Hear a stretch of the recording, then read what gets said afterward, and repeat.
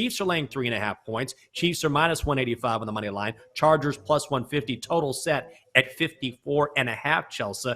And this feels like to me one of those games where the hook could really come into play. Yeah, just because look at the Chargers and how they have played the Chiefs over the last 4 games. And coincidence? It's since Justin Herbert has become the quarterback of the Chargers, that the Chargers have played the Chiefs pretty closely, going 3-1 against the spread during those 4 games. 2 of those games, the Chargers won outright. 2 of the other games, the Chargers took the Chiefs to overtime. So all 4 of those games have been extremely close. So I think you're talking about a divisional team here. You're talking about a primetime game. And so I think 3.5, I will be on the Chargers. I think I will be too. And I think the Chiefs are going to be a little bit overvalued based on what we saw against the Cardinals when they looked unbelievable. And I think Patrick Mahomes now in season openers is something like undefeated, 18 touchdowns, no picks. He always fares well in season openers, but the Cardinals are just not a good football team. I think the Chargers come in and they play a very competitive game with the Chiefs. It comes down to a field goal. So I'm with you. I'm going to be on the Chargers as well. I'll be interested to see where the money comes in on this game as we get closer and closer to game time on Thursday night. Let's move to the Sunday slate, and you talk about a line that is real fishy. Patriots at the Steelers. The Patriots are laying 1.5. The Patriots are minus 120 on the money line. Pittsburgh is even money, and the total is set at 40.5. Pittsburgh, 8-3 against the number in their last 11 games against AFC opponents, and TJ Watt likely out.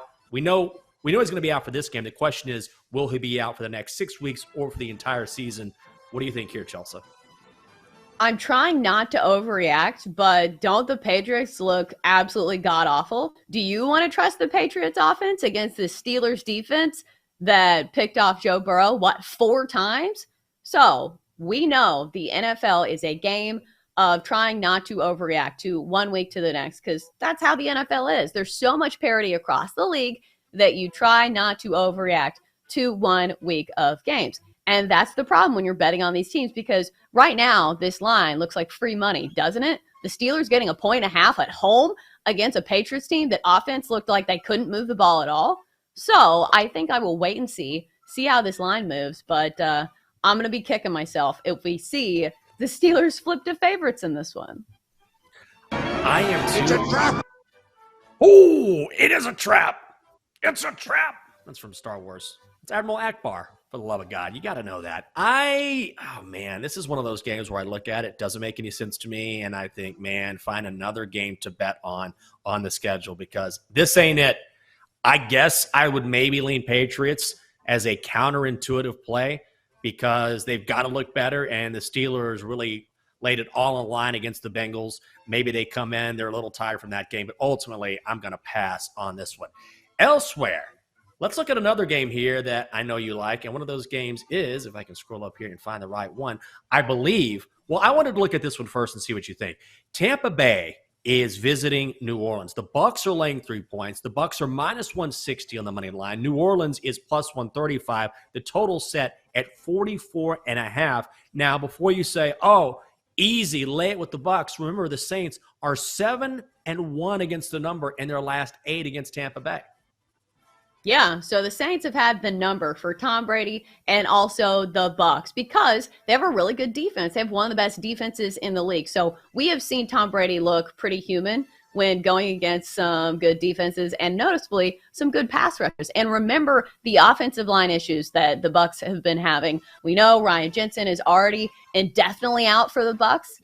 And also the problems that Tom Brady has been facing off the field. So I think when you're getting 3 points as a Saints team that's at home in front of a New Orleans crowd that is very raucous. I don't know if that's a word, but I think I'm going to use it. Yeah. I think the problem is, do you really want to trust Jameis Winston? Because I think at some point he probably turns back into a pumpkin, but he's been all right so far. So I think I would lean towards the Saints and the points, but would rather wait to see if it gets to 3.5. Yeah, I think the Saints got off to a slow start, and well, they did get off to a slow start against the Falcons, but I like the way they rallied to get back in it. I think it was good for Jameis to keep driving this team down the field, a couple touchdown passes late in that game to get the Saints to win. And how lucky did I get? Because I had the Saints in our survivor pool, and they win with a few seconds remaining on a field goal. But when you look historically at how tough they played the Bucs, I think I'll be tempted here to go with the home dog. Can I say that I like the Giants -2.5 hosting the Panthers? Is that allowed? I'm not one to get all hyped up after one game, but I really think there's such a massive difference in Brian Dable versus Joe Judge. You could see it in how the Giants players responded to having a guy who actually knows what he's doing at head coach. Now, the Giants are also -135 on the money line. Carolina is +110, and the total set at 43 and a hook, if you're curious. But Carolina's 3-13 against the number in their last 16, Chelsea. Let's backtrack for a second because the Giants played far from a clean game against the Titans. In fact, if it wasn't for Randy Bullock missing a last-minute field goal, they would have gone home with a loss because let's look back. They had two very costly penalties in the final drive of that game that allowed the Titans to continue going down the field. Daniel Jones also had a very bad pick in the end zone. And isn't that a narrative that's followed him his entire career? Is Danny Dimes sometimes is very turnover prone. So I think this is a team that still has its demons, and I don't think you should read into one win over a Titans team that's been traditionally very bad as favorites. But the bottom line in this one is if you bet on the Panthers and they lose, you're like, well, that's what I get for betting on the Panthers. If you bet on the Giants and you lose, you say, well, this is what I get for betting on the Giants. So when it comes to two bad teams, I don't want anything to do with this game. Well, I cannot fault you for that. Coming up in 10 minutes here on the show, we're going to do our best to put some cash in your pocket and bring you our best bets. And BetMGM has a bold new app you've got to download to place those bets. It's got an easy cash out feature, live betting options, and the Daily Lions Boost. It is easy access to the sports you love. Download the BetMGM app today and sign up with the king of parlays. How about Monday Night Football? This is a game I know you're going to be interested in because the Titans are visiting those Buffalo Bills. Bills laying 10 points. The Bills are laying 10 against Tennessee. The Bills are also -450 on the money line. The Titans are +350. The total set at 49.5. Chelsea, I love the Bills. I'm all about Buffalo, but this seems like way too many points. I would wait on this one because I wouldn't be surprised if we see this line go all the way to 10.5. And in the NFL, 10.5 is a lot of points because the Titans can lose by 10 and you can still win your bet if you put your money on the Titans. So nobody has been more publicly supportive than the Bills. And for good reason. On paper, the metrics are good. Their defense looks good.